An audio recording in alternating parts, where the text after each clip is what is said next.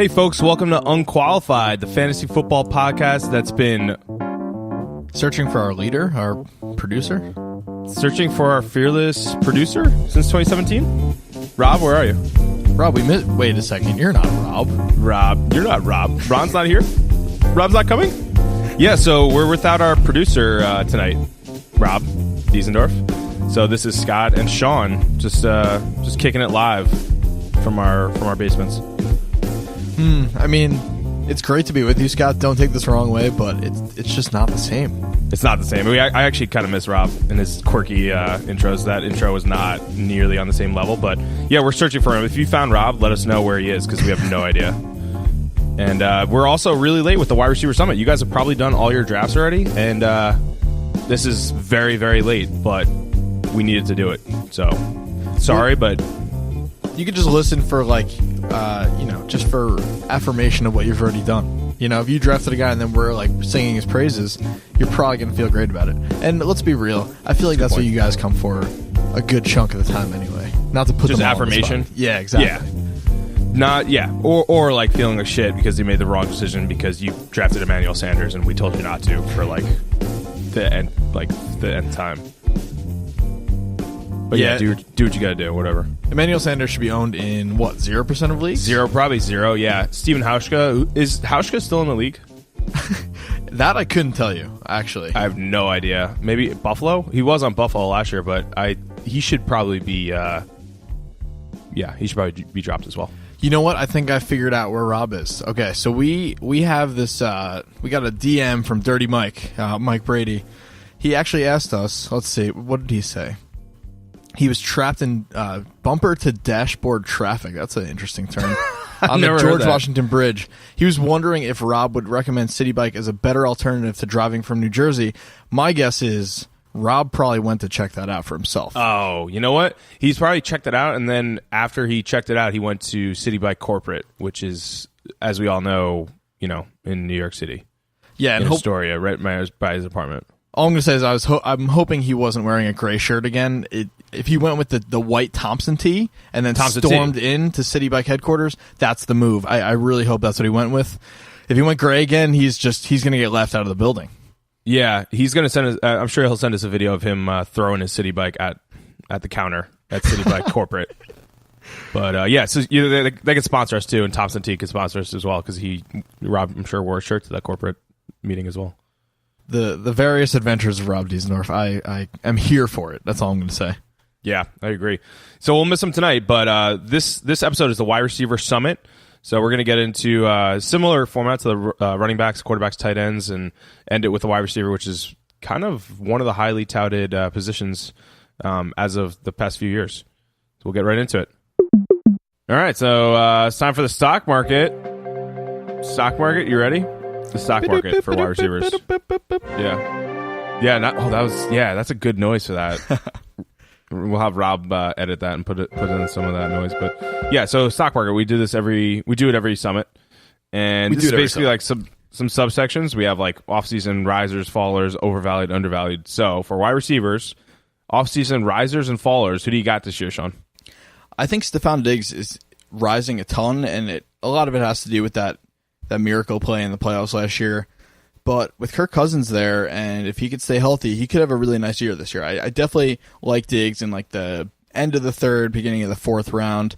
I think he's in for a big year, and I think the biggest problem with that is a lot of people see it coming. So his value is definitely fluctuating, but Diggs, he's definitely going to be a hot topic this preseason.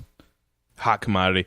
I'll take Devontae Adams. They lost Jordy Nelson to the Raiders, and Devontae Adams is the number one guy now, and he has a proven rapport with Aaron Rodgers, who should be healthy, fully healthy. So, which podcast saw that coming? Which podcast saw that? Yeah, happening? Dude, we did call that.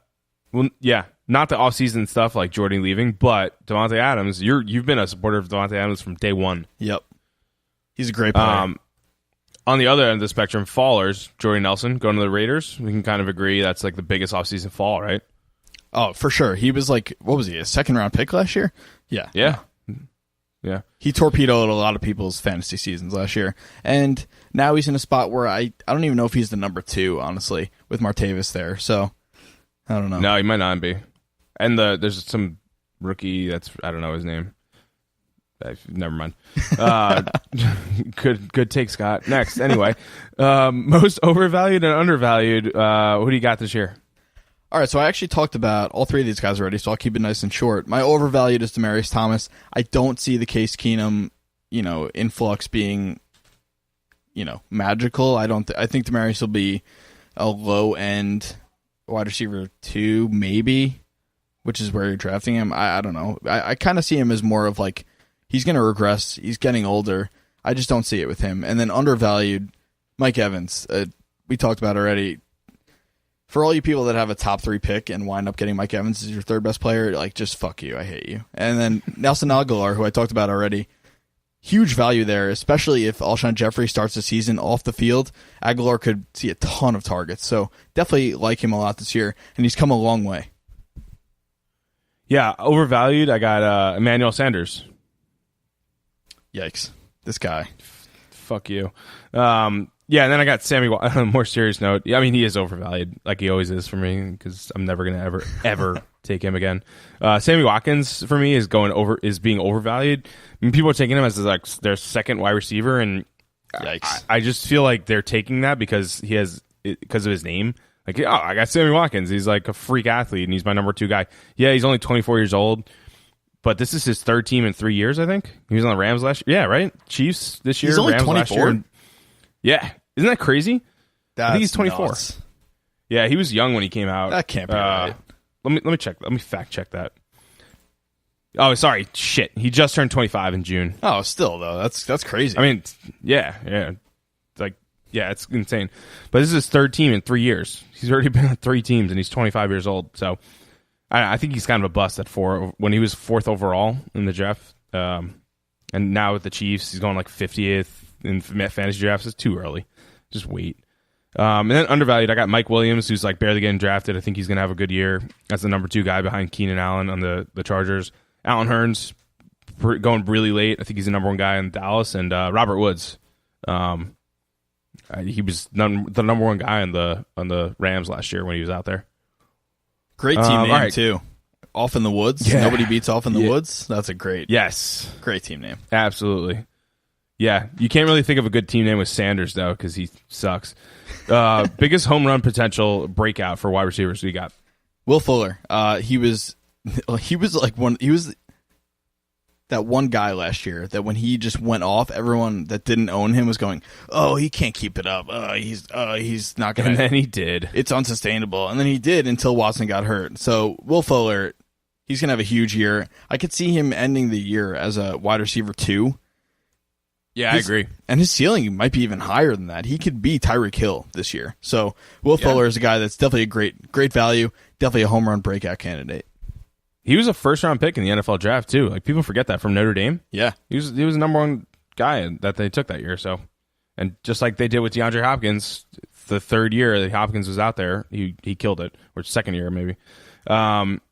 For my home run hit, I took this as like a guy that no one's taking and no one's talking about. Taywan Taylor. Just talked about him before on the Tennessee Titans.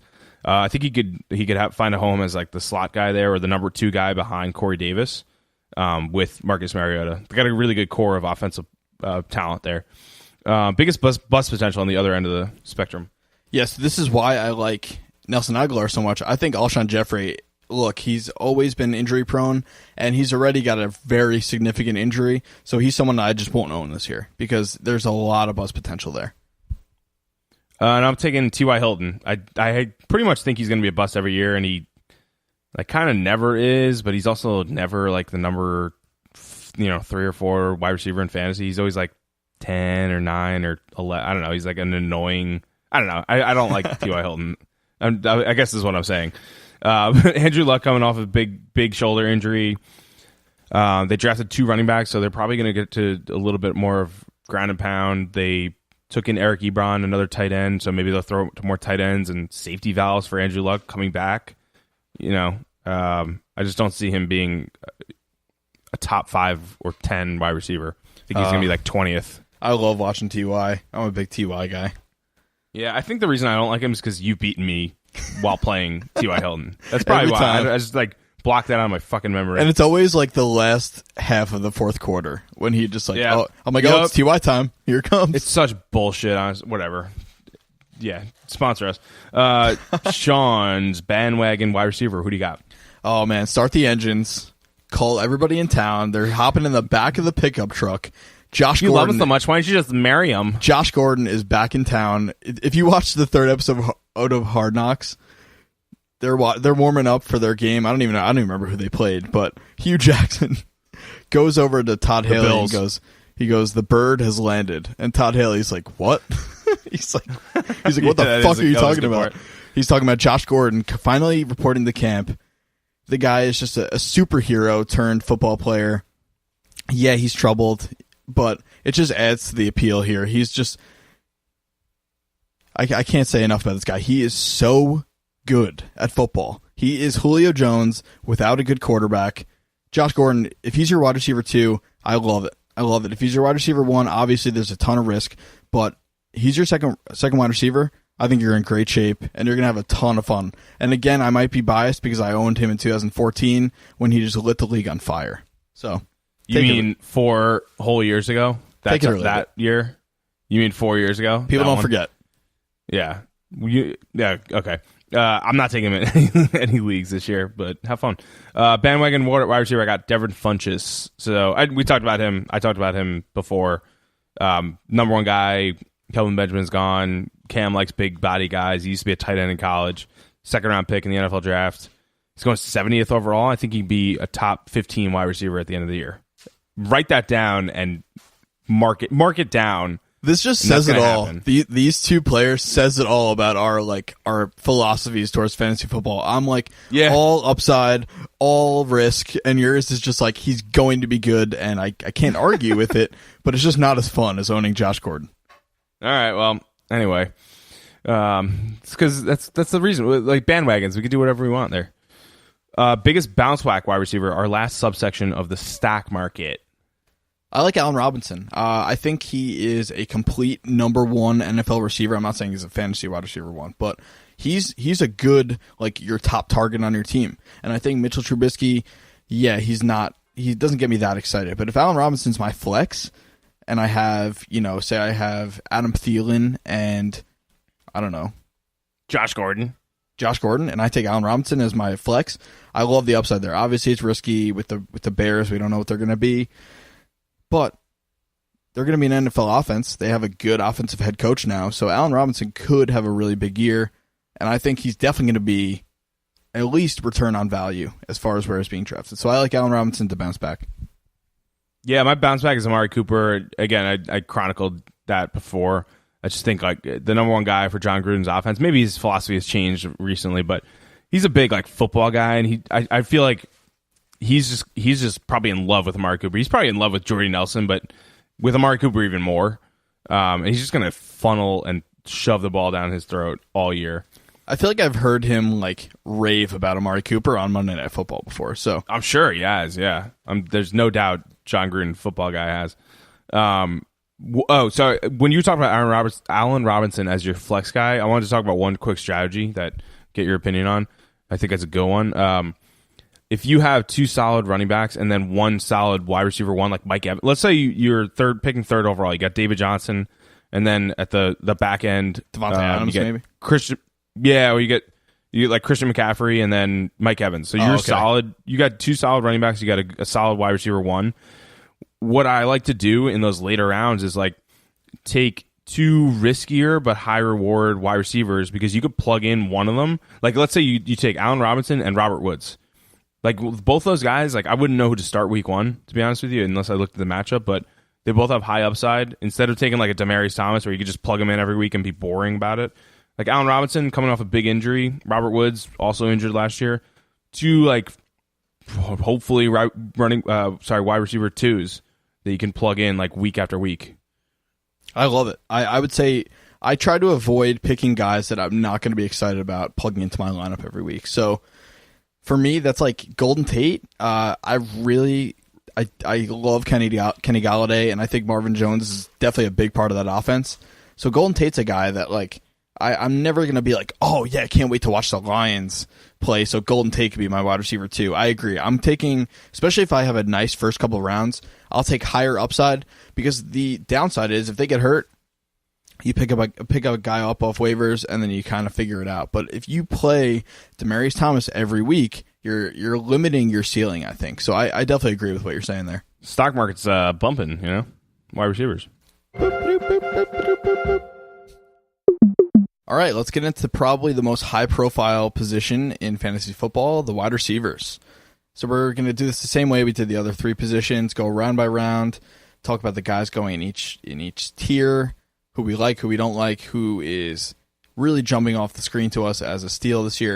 And we're going to start in round one where nobody's really a steal. However, we do have four guys that are just at the top of their game right now, and those are Antonio Brown, DeAndre Hopkins, Odell Beckham Jr., and Julio Jones. Who do you like here, Scott?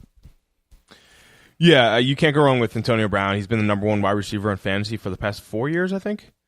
So unbelievable. OBJ coming off a big injury, so that kind of scares me, but he's going to be the highest paid wide receiver in the league, pending contract negotiations with the Giants, like right now. So I think that'll help boost his ego, and he'll be back to his top 5 form.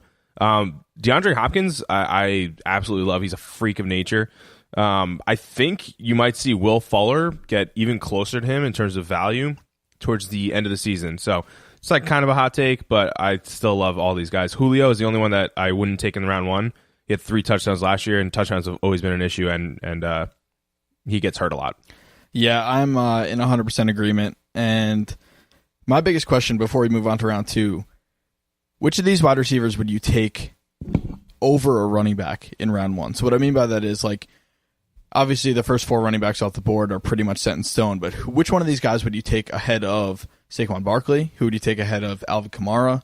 And then who would you take ahead of, like, maybe like a Melvin Gordon, Dalvin Cook guy? Who's more valuable than a good running back here? I would only take AB actually in front of all these guys. Maybe Hopkins if it's between like Fournette and Hopkins. And it's round one, I might take Hopkins over Fournette at that point. But yeah, AB and Hopkins, that's about it. I wouldn't take Julio over one of those running backs, honestly. Those running backs are like really clutch this year. You need one of those top guys, like we said last summit.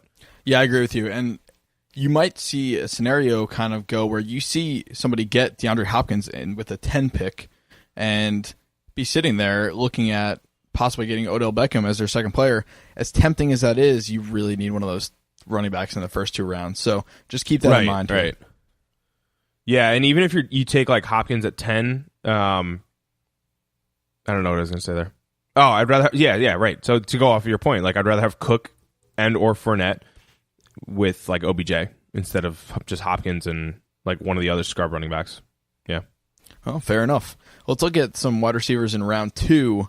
So this is where the value definitely dips a little bit, but there's some gems here in my opinion. So we have Keenan Allen, who had a huge bounce back year, pretty much the definition of bounce back year last year.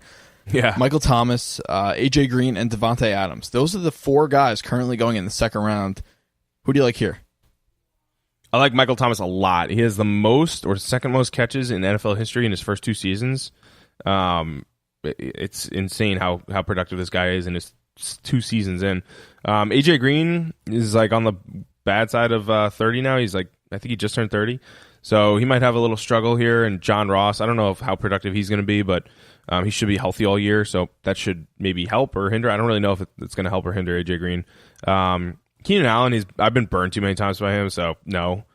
Not at 13 overall. Devontae Adams is intriguing. He's pretty much in his prime, and no more Jordy Nelson from the Packers. So I like Devontae Adams at the price, but I have to say I'll take Christian McCaffrey or Devontae Freeman over Devontae Adams and AJ Green, just based on the fact that you're getting positional value there. I disagree with you completely on Keenan Allen though. This guy, I owned him for the first time last year, and let me tell you, it was a joy. This guy is so much fun to watch. He's, in my opinion, the best route runner in the NFL, and that may not sound like very exciting. It sounds like, honestly, the most boring thing ever. But if you watch him play, he just makes people like slip and fall on the field. He just has so much swagger. He's really fun to watch. So if you take a top running back or maybe you wind up with like Alvin Kamara or Zeke Elliott, Keenan Allen is a nice like second best player in your team. I think he's definitely ready to cement himself in that second round range. So I had him as a rookie in 2013, and he killed it. Like, he was undrafted in fantasy drafts, and he had 1,000 yards, 8 touchdowns. But then the next 3 years, he only played 14 games the next year in 2014, then 8, then 1. So he's been hurt constantly. He actually only played in 15 in his rookie year. So last season was the first full season that he had, and that was in 5 years. So to me, like, and he had 6 touchdowns, which isn't bad, but it's not like elite. It's not 10. It's not double digits. He needed 102 catches to get to 1,400 yards last year. So he needs volume.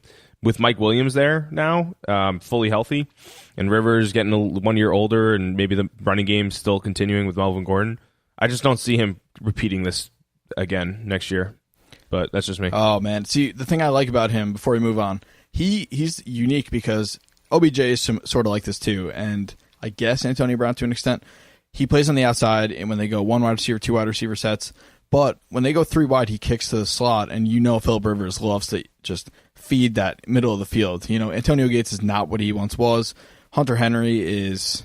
Wait, is Antonio Gates retired? Do we know? Yeah. Oh, so he's really not what he once was. Hunter Henry's out for the year. We don't know what their tight end situation is going to look like. And Keenan Allen is just Philip Rivers' favorite target right now. So for me, if you like Philip Rivers, you got to like Keenan Allen. That's what I think. All right, fine. That's going to be on our board. So I'm thinking he's a top 5 wide receiver this year. But alas, we'll move on to I'll take the over on that. Rounds 3 and 4. Definitely my favorite place to take a receiver here. Oh yeah. If one of these guys winds up as your wide receiver 1, I still think you're in great shape, honestly. I think every single guy on this list with maybe 1 or 2 exceptions. So this is in rounds 3 and 4. You have Mike Evans, Larry Fitzgerald, T.Y. Hilton, Adam Thielen, and Stephon Diggs, Tyreek Hill, Demaryius Thomas, Allen Robinson, Amari Cooper, Josh Gordon, finally back. I'm just shaking with excitement. And then Doug Baldwin, who's a little bit of a sneaky value here because he's a little bit banged up right now. So let's start with this. Who do you not like in this range, Scott? Yeah, I'm pretty much like most of them. The ones I don't like Josh Gordon for the offseason stuff. He's not reliable. You don't know if he's going to be out there for the season, if he's going to get suspended, if he's going to smoke some weed again, like he always does. And then Allen Robinson, I loved him 3 years ago when I had him, but she's coming off an ACL injury with a new team with an unproven quarterback. That scares me as a wide receiver 1 or 2. Demaryius Thomas is steady Eddie, like the to the nth degree. So, but he's kind of boring. So don't know how he's going to fare with Case Keenum at the helm. And then T.Y. Hilton, he did okay last year with Jacoby Brissett, but Andrew Luck coming back, we don't know how his deep arm is going to be. So the only guys I wouldn't want are T.Y. Hilton, Allen Robinson, and Josh Gordon. And if Demaryius Thomas is my second wide receiver, if you have like a Tyreek Hill who's could be up or down, I'll take Demaryius Thomas as my second wide receiver if I need to. But I just don't like him that much this year. Yeah, I'm not a big Demaryius guy this year. His best days are long past him. I'll just put that out there.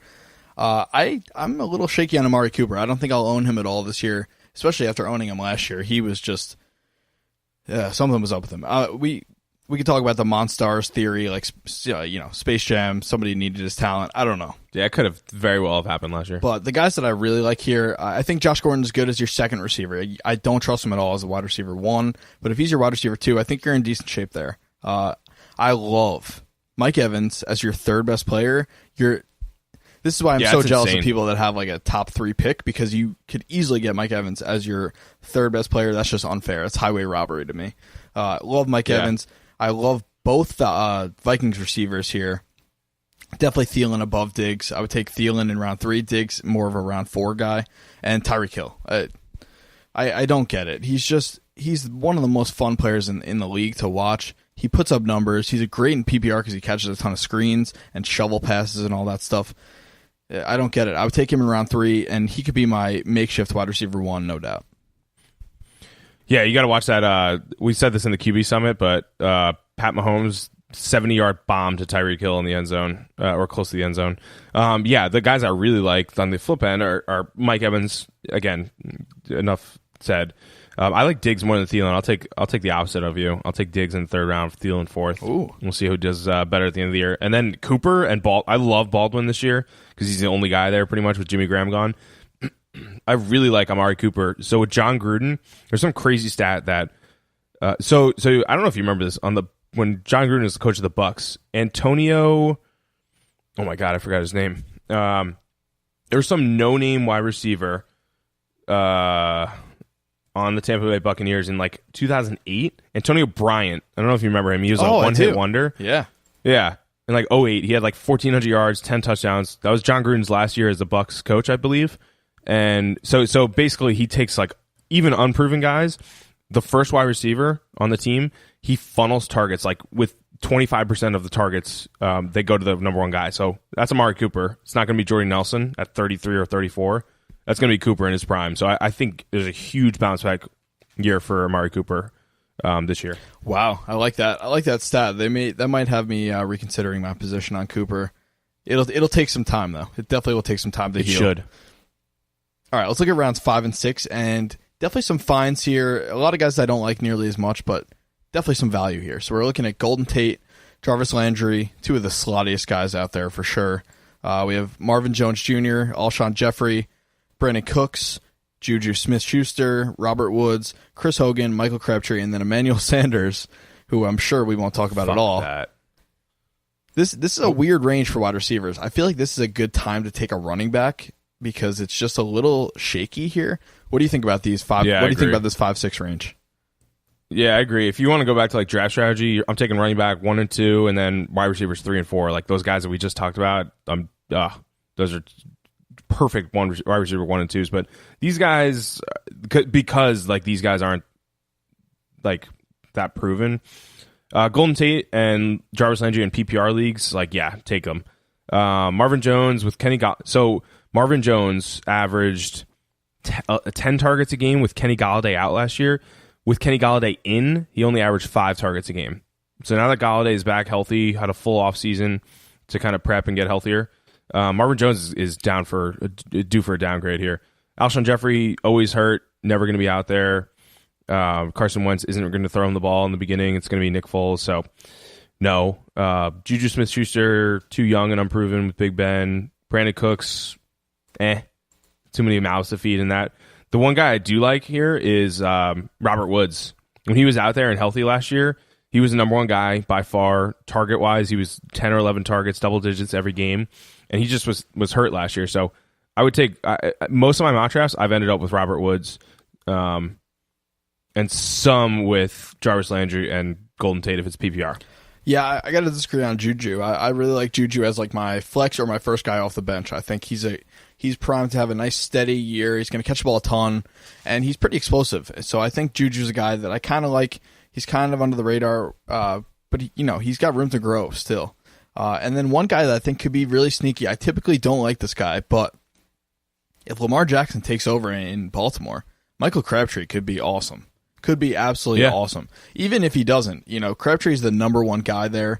They're at least going to be a functional NFL offense, I would think. So, it's very uninspiring, but he's going to be steady. He is a touchdown maven. So I like Michael Crabtree in this range.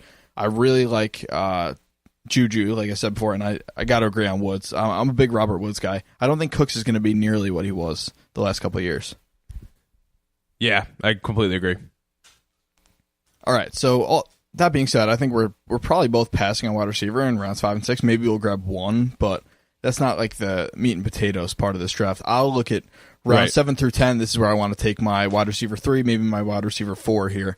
So these guys are pretty interesting. Corey Davis, Sammy Watkins, Randall Cobb, Devin Funchess, Marquise Goodwin, Pierre Garçon, Will Fuller, Robbie Anderson, Cooper Kupp, Kelvin Benjamin, Sterling Shepard, and Julian Edelman. I know you're a big Funchess guy. Let's hear it. I love Devin Funchess. Oh, my God. Number one guy, Cam, throws it to big bodies. They got DJ Moore in the first round, but he's the first wide receiver taken, but he's looked really off with Cam. Cam's going to need a safety blanket with Greg Olsen getting up there in age, too, and coming off a big injury. I think Funchess is going to be huge this year. He has the pedigree, too. He was a second-round pick, and he was a converted tight end, so that's the guys Cam likes to throw it to. I actually really like Randall Cobb as a de facto number 2 guy for the Packers. I don't think Geronimo Allison, the third wide receiver, is going to overtake Cobb anytime soon. And Cobb could bring back some of that magic he had with Rodgers a few years back when he was a top 10 wide receiver. He's well within range. I like Will Fuller a lot. Like I said before, I think he's going to get close to DeAndre Hopkins in terms of value and this year. The rest of the guys, I don't really like. I'm not taking any of these guys. Oh man, because I love Corey Davis. I think Corey Davis is prime for a breakout. I just like I don't see it. I may just be like off on the Titans in general, but I really like their chances as an offense this year. I will say, to kind of build off your Randall Cobb take, the second wide receiver in Green Bay is always valuable. There was a couple times where like James Jones came out of retirement and was like a number 2 wide receiver in fantasy. So definitely Randall Cobb's on my radar. What do you think about Marquise Goodwin? He's intriguing to me. I don't know. I feel like Garcon. Like, what do you think about the Garcon-Goodwin dynamic? Yeah, I'd rather have Goodwin than Garcon. Garcon's 32 now. I know I say a lot about age, but that really is important when you have miles on those tires, like, and you're a wide receiver running 60 routes a game and getting past you like 5 times. It's just new quarterback with Garcon. Goodwin has some rapport with Jimmy Garoppolo already. And he's a deep threat. He's kind of a do-it-all. He's not like the most, talented wide receiver by any means. He's not an all-around player, but I think he could be really good in that scheme with Jimmy G. Yeah, before we move on, I think Julian Edelman is a good, interesting pick here because, you got to eat the suspension the first couple of weeks, but when he comes back, he's Tom Brady's guy. Outside of Gronk, there's nobody he trusts more than Julian Edelman. So if you are not thrilled with your wide receivers, this is a guy you might want to pick up and just kind of wait it out. Would you rather have Julian Edelman or Chris Hogan? Or both? Like, you don't take both, right? I think at their price, I'd rather have Edelman. I do like Hogan, but there's a lot of guys in that range that I like more than him. So I think I would go with Edelman. All right, I'd rather have Hogan, I think, in like round 6 than Edelman. I don't see Edelman coming back and like killing it. I don't know. I think if Hogan shows enough with Tom Brady, he's going to stick with Hogan.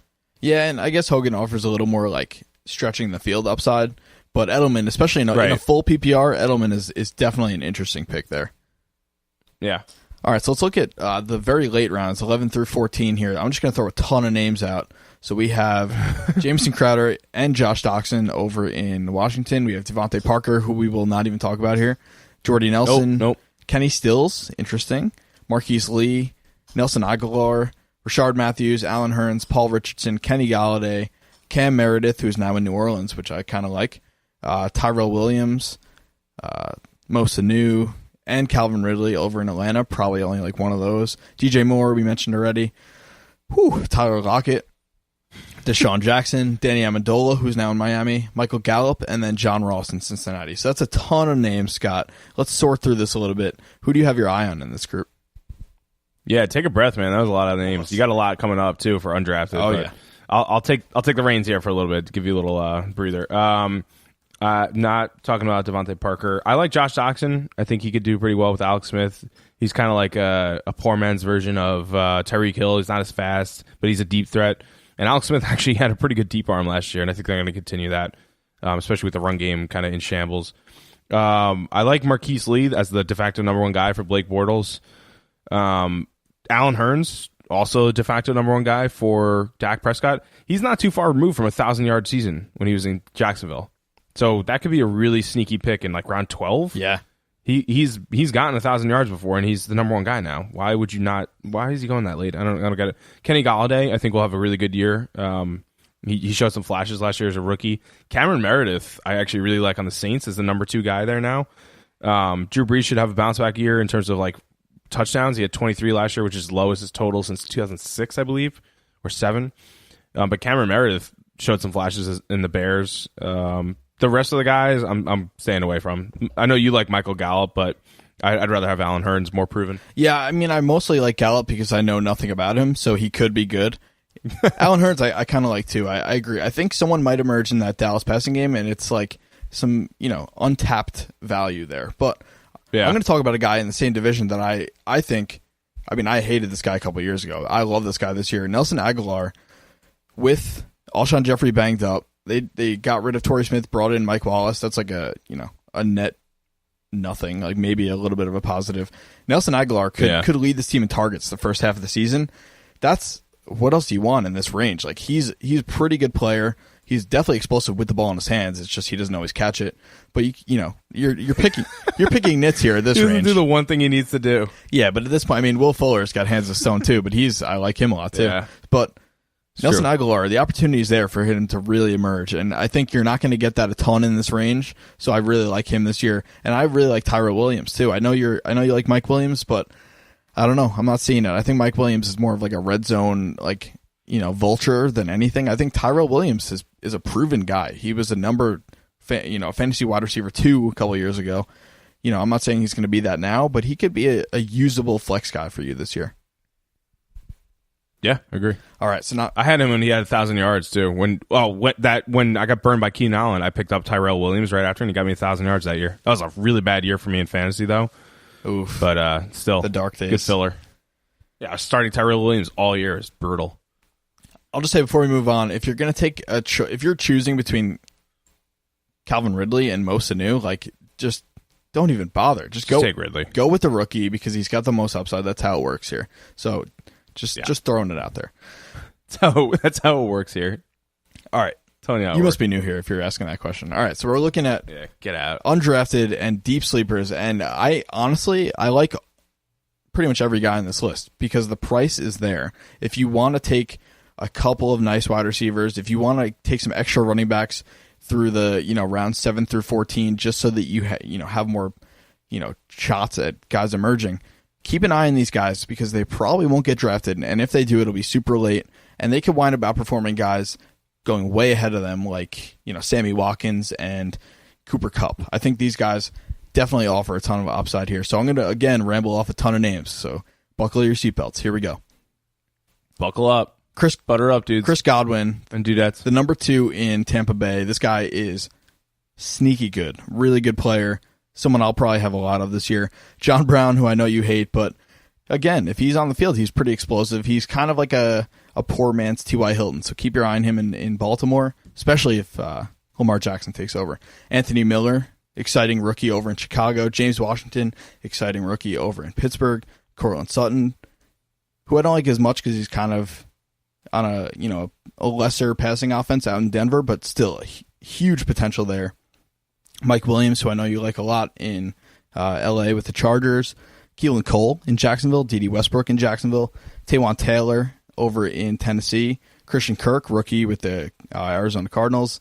Albert Wilson. Willie Snead over, who's I think in Baltimore too now. Cole Beasley. Yep. Cole Beasley in Dallas. And then Trent Taylor, who's on the 49ers. So, a lot of names here. Good job. Who do you like here? Who's going to wind up on your roster as like your last player you pick before your kicker and defense?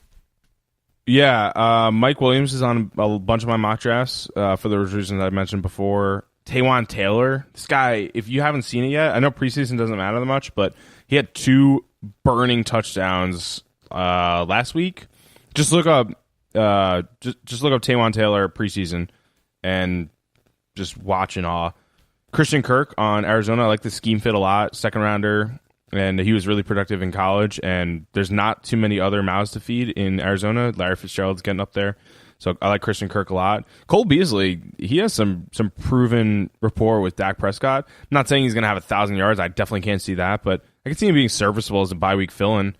But yeah, I think Taywan Taylor, Christian Kirk, Cole Beasley, Godwin I like a lot as well. John Brown, I can see him getting 1,000 yards. He's done it before, and Mike Williams.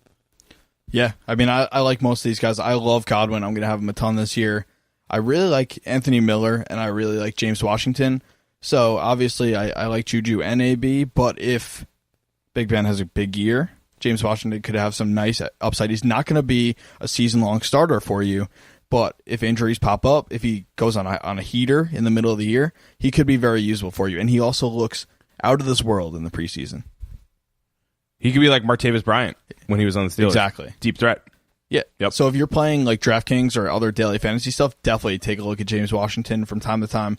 And then Keelan Cole and D.D. Westbrook. If one of these guys emerges as a starter in Jacksonville, I can easily see them outpacing Marquise Lee this year. Keelan Cole had a stretch last year where he was just like, everyone was going, who is this guy? Like, if he does that more consistently, he could be a really, really nice value for you. And I've always liked D.D. Westbrook since he was in college. So keep your eye on both those guys. Pick whichever one of them emerges, and then just see what happens. And those guys are like pretty boring, so they're not going to like awe anyone that you take them, like D.D. Westbrook or Keelan Cole. Like, no one's going to be like, oh, great pick. But those are like sneaky good guys. I like D.D. a little bit more than Keelan, just for the pedigree. And he was really super productive at Oklahoma. But yeah, these guys are boring, but they could definitely do well this year. Yeah, and in a similar vein, we mentioned John Brown, but him and Willie Snead, Wet Willie. Love the nickname. And it's Wet Willie and then Smokey Brown. This is like we got nicknames all over the place on the Baltimore Ravens. Pretty cool, actually. See which one of them emerges as the starter opposite of Crabtree. You might have some good value there. Again, God, I hope this happens. If Lamar Jackson takes over, this offense could be really fun. Yeah, you really want that to happen. Not quite what happened to Houston last year, but it could be like maybe 60% of that, and that's more than enough for fantasy relevance. I'm going to say something right now. He's not going to start all year. I can guarantee it. He's most likely really off, apparently, in preseason. But he's like electric, but he has the accuracy of a Christian Hackenberg, apparently. A man can dream. Which you know is bad, yeah. Just let me dream. All right, well, that does it for our wide receiver summit. And again, we're missing you, Rob. We hope the meeting at City Bike went well, and hope you didn't get in any brawls or fights in your Thompson T. But we kind of miss Rob. I was going to say meeting is definitely putting it mildly. If he wound up in City Bike headquarters. Yeah, what do you call that? It's not a meeting. It's it's like an invasion, maybe a revolution, an office invasion, a corporate. Invasion, yeah. God bless City Bike, but yeah, that's our wide receiver summit. I know we wanted to get into a couple of quick things for week one, just some like strategy or like pointers.